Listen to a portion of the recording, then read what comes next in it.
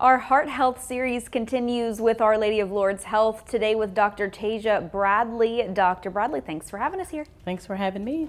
Today we're talking about stress and how that relates to heart health, but let's just start simple and basic. What is stress? Simple. Stress is a fact of life, right?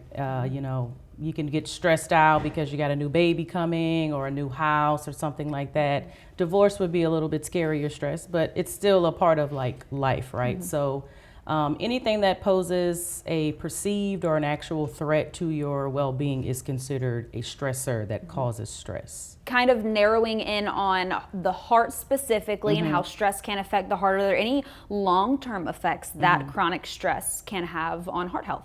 Absolutely. High blood pressure and all that stuff affects the heart, it affects the whole body. So if you're constantly having these stress hormones causing your heart rate and blood pressure to elevate, that will again can cause issues with your heart.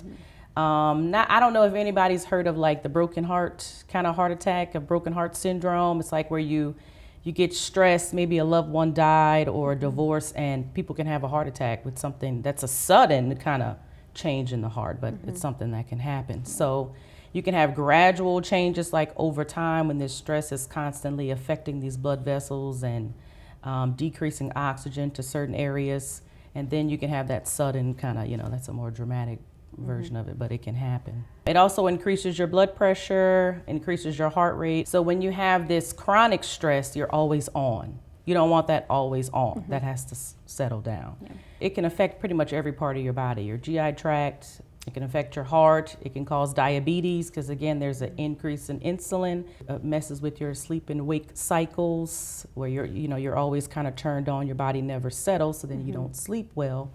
And do you have any tips for anyone maybe wanting to stay on the lookout, keep track of their health, or maybe things that we can be doing at home to prevent some long-term effects of stress? The biggest thing is managing your stress, however that looks for you. Some people like to meditate, some people like yoga.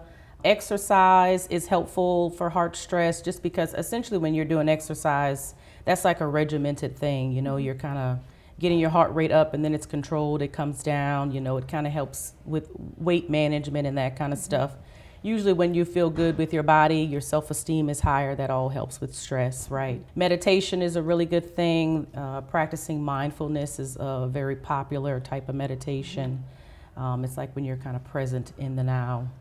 That's kind of the mindfulness. But yeah, anything, talking to a friend, talking to your mom, talking to whoever, just kind of brings you that comfort and listens to you. That's all helpful for stress. Yeah, and of course that's different for every person, I'm sure. So whatever it takes for you to feel less stressed, then maybe work on that. But Dr. Bradley, thanks for joining us today. Thank you for having me.